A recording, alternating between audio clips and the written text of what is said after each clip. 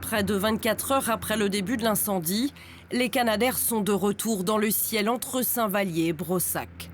Le feu est fixé depuis l'aube, mais le travail est loin d'être terminé.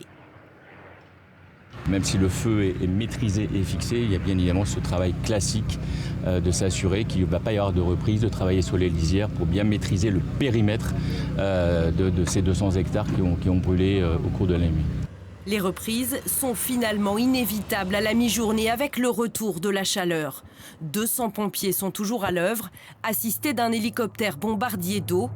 La lutte contre les flammes est laborieuse. Sans défense aérienne lourde, on aurait une surface boisée, détruite, et peut-être même un village qui était dans le périmètre d'incendie au moment où ça a brûlé le plus fort.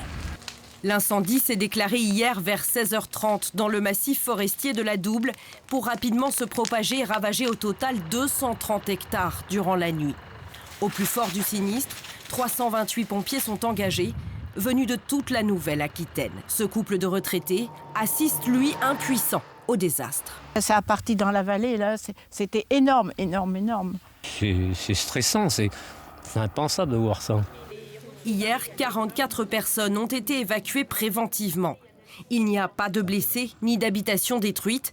Les enquêteurs vont maintenant remonter la piste de l'incendie pour déterminer d'où le feu est parti exactement et pourquoi.